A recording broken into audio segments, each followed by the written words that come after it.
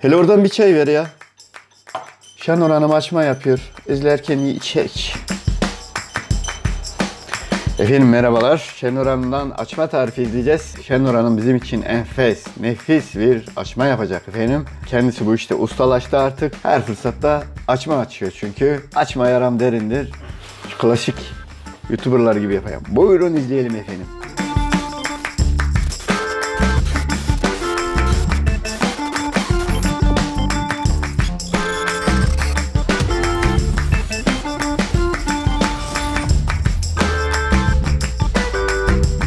Evet arkadaşlar, yine ben. Şimdi size enfes bir açma tarifi vereceğim. Bu kadarcık malzemeden. 1 tatlı kaşığı tuz, 2 yemek kaşığı toz şeker, 1 yaş maya, 1 paket. Yaş maya yoksa kuru maya.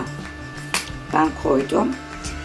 Yumurtanın akı, içi için bu malzemeler. 1 bardak zeytinyağı, 1 bardak ılık süt ve 1 bardak ılık su. Unumuz zaten konacak. Bunlar da yüzü için çörek otu, pekmez, yumurta karıştırıyoruz falan. Açma kızarmış oluyor, güzel kızarmış. Hadi bakalım başlayalım bakalım. Evet artık başlayalım. Malzemeler de bayağı azmış. Say bitmedi ama. Şu kadarcık malzemeden çok güzel açma tarifi çıkacağına size yemin edebilirim ve yaptığınız zaman kesinlikle memnun kalacaksınız. Şu kadarcık malzemeden. Evet o kadarcık malzeme. Kaç tane sayamadım, 128 falan var herhalde. Un olayından arada kısa bahsetmiş. Yeteri kadar da un kullanacağız efendim. Gördüğünüz gibi mayayı attık. Sütü döküyoruz. Ilık suyumuzu koyuyoruz. Bozuluyor. Çayımız da geldi. Karıştıralım. Tek şekerli çayım. Şekersiz içemiyorum efendim. Çaysız olmaz. Ilık sütümüzü, mayamızı koyduk. Tuzumuzu, şekerimizi hepsini birden ilave ediyoruz. Hepsini birden atın ya içine. Zeytinyağımızı. Sonra bunu maya yumuşayıp eriyene kadar karıştırıyoruz. Şöyle söyleyeyim.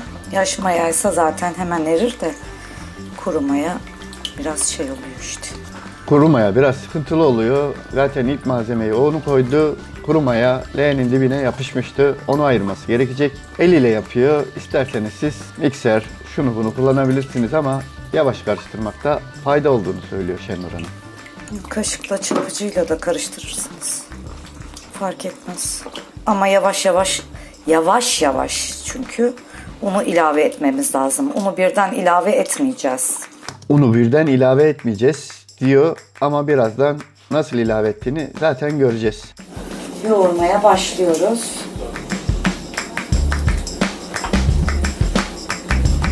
Yer soframızı serdik. Sofra bezimizi serdik. Soframızı kurduk olacaktı. Merak ettiniz Şenur Hanım işte karşınızda yer sofrasını kurmuş, hamurunu yoğuracak efendim, açmasını açacak. Önce beyaz kıyafet, sonrasını göreceğiz. Yavaş yavaş yoğurdukça, un kayboldukça un ekiyoruz. Görüyor musunuz? Görüyoruz Şenur Hanım ama biraz daha bu nasıl yoğurduğunuzu yakından görsek, ki biliyorsunuz ben hamur yoğurmayı beceremeyen biriyim. Yakından görsek iyi olur. Yani biraz da şöyle yoğururken göstereyim size.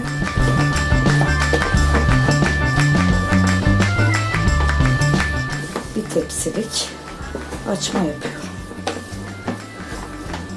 Mutlaka ele yapışmalı ama buna biraz daha un ilave etmemiz lazım bak. Ele fazla yapıştığı için biraz daha unu ilave edecek ama yine de hafiften de olsa ele yapışması gerekiyor bu hamurun. Tamam mıyız? Böyle devam ediyoruz. Siz devam edin. Ben çay içmeye devam ediyorum. Siz de izlemeye devam edin. Bakalım nasıl bir açma çıkacak. Nefis bir açma bekliyorum. Heyecanla. Hamurumuz kıvama geldi. Size pratik bir bilgi daha vereyim. Mesela hamurun çabuk ekşimesini mi istiyorsunuz? Bir tencereye su koyun. Suyu kısık ateşte kaynatın. Bunu da üzerine koyun. Bu ekşiyip kabarmaya başlıyor. Yani acil misafiriniz mi gelecek? Gerçi koronadan misafir gelmez de işte. Diyelim ki acil mi yapılacak? Çabuk ekşisin istiyorsanız yarım saat falan beklemezsiniz. Ben peteğin üstüne koyacağım. Saracağım, sarmalayacağım sofra beziyle falan. Bunu ekşimeye bırakacağım kendi haline. Acelem yok. Ekşime dediği şey mayalanma efendim. Hamurun mayalanması. Acil bir durumda daha çabuk mayalanması için bir tencereye su koyuyorsunuz. Onun buharında hamuru bekletiyorsunuz. Daha çabuk mayalanıyor. Şenur Hanım'ın deyimiyle daha çabuk ekşiyor. Açmanın pamuk gibi olması için hamurun da pamuk gibi olması lazım. Ekşimeyi, mayalamayı beklemek lazım. Hamurumuz ekşidi gördüğünüz gibi. Pamuk gibi oldu, gördünüz mü? Çok güzel. Çok güzel ekşidi. Şimdi başlıyoruz. Hamurumuz ekşidi ve şimdi sırada şekil verme aşaması var. Sofranın başına geçerken kıyafetimizi de değiştirdik efendim. Beyazdan siyaha geçtik. Masamızı zeytinyağladık. Şimdi bunu zeytinyağıyla açacağız. İsterseniz oklavayla açın. İsterseniz elinizle açın. Bunu böyle incelteceksiniz. Yağ ile. İnceltin iyice. Şenur Hanım çok pratik. Malzemeleri karıştırırken elini kullandı. Çırpıcıya falan ihtiyaç duymadı. Hamurunu açarken de merdaneye, oklavayı kullanmadan yine elleriyle açıyor. Bulaşıktan tasarruf ediyor.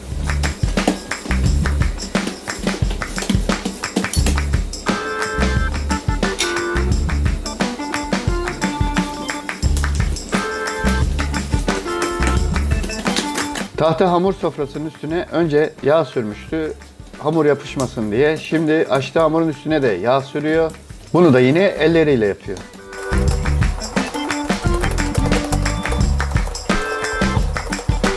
Çay bitti. Demlikte de kalmamış. Sonuna kadar içmek lazım. Oklavaya gerek yok. Elinizle böyle yağlayarak açacaksınız, incelteceksiniz. Şimdi margarin sürüyoruz her yerine. Margarini de elle sürerek bir makine bulaşıktan yırtmış olduk Şenur Hanım. İsterseniz tereyağı sürün. İsterseniz sonra haş koyabilirsiniz. Sarelle koyabilirsiniz. Zeytin ezmesi koyabilirsiniz. Açmanızı sade yapmak istemezseniz peynir koyabilirsiniz. Açma da poğaça gibi çok çeşitlendirilebilir. İstediğiniz malzemeyle yapabilirsiniz. Belki hani biraz yeşillik kaldırmayabilir. Ne bileyim dereotlu falan. Biraz tuhaf kaçabilir. Yine de denenebilir de yani. Denenebilir yani. Katlıyoruz. Böyle katlıyoruz. Bakın çok basit.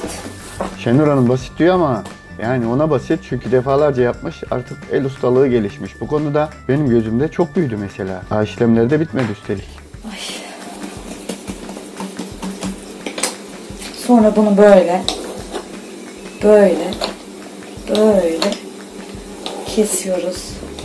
Kesmek de çok zevkli. Kesmek çok zevkli, evet.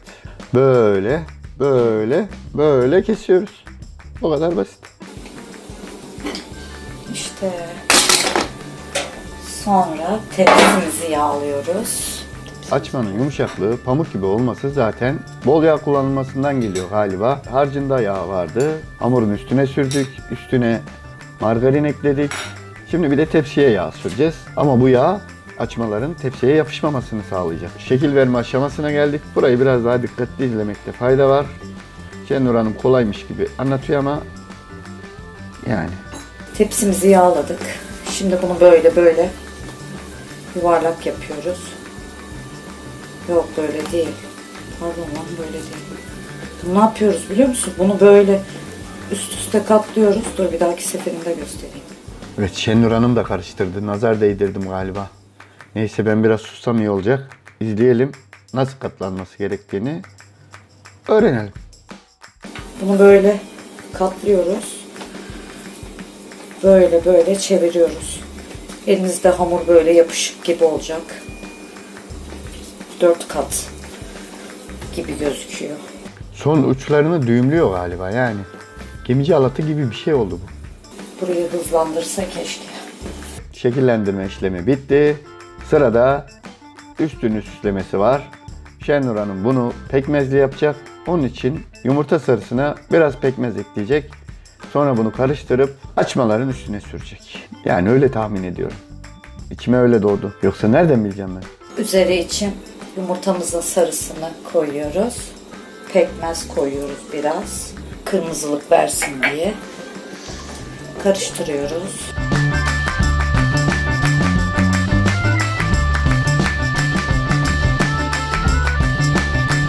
Fırçayla bütün açmaların üstünü yumurtalı pekmezle harcıyla boyuyor efendim. Bir tahminde daha bulunayım. Bunun üstüne çörek otu sepeleyecek. Serpecek yani. Çörek otu da çok güzel yakışıyor bu açmaya be ya.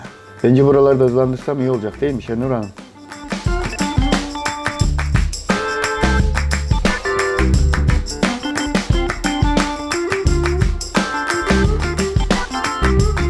Leyli güzel, Leyli güzel, gel de beni güldür güzel. Bu ayrılık yetti cana, gel de beni güldür güzel. Gönlümde bir gizli yara, döner durur yana yana. Bu ayrılık yetti cana. Gel de beni güldür güzel. İyi ki hızlandırmamışım. Şenur Hanım'ın türküsünü dinledik. Kime ait olduğunu bilmiyorum türkünün. 15 dakika daha dinlendiriyoruz bu şekilde. Sonra fırına süreceğiz. Evet, bu önemli püf noktasını da duymuş olduk. Çörek otunu atmadan önce 15 dakika dinlendirecek bu hamuru. Sonra fırına gidecek. Çörek otumuzu koymayı unuttuk. Çörek otunu bu aşamada atmamız gerekiyormuş. Ben de fırına sürmeden önce ekleyecek diye düşünmüştüm. Yanılmışım. Şimdi fırına sürebiliriz. Ehliyeti olanlar açmayı fırına sürebilirler efendim. Allah kazasız belasız açmalar nasip etsin. Fırınımızı çalıştırdık. Açmamızı 15 dakika dinlendirdik. Fırınımıza sürdük. Kaç dakika ayar? 250 derece. Çok olur. 200. Evet arkadaşlar, gördüğünüz gibi açmamız çok güzel kıpkırmızı oldu. Kırmızılığı pekmez kattığımız için isteyen pekmez katmayıp pembe olarak yapabilir.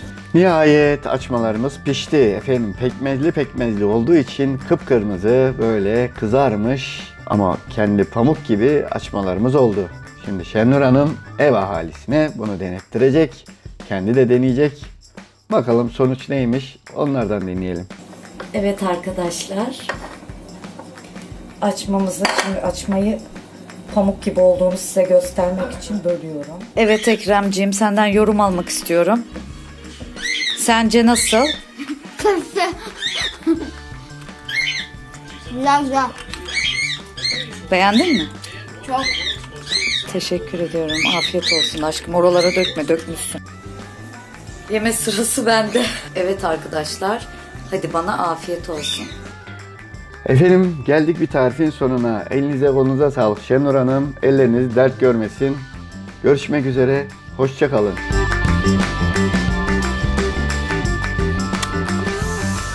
Çay olaydı. Yanına da bir açma. Güzel giderdi. Bardak da resmen şey olmuş. Ne olmuş? Çamurdan çıkmış gibi olmuş. Neyse. Yağlı ellerimizle açma yaptık ya, belki ondandır. Gerçi ben yapmadım ya. Neyse. Bitti.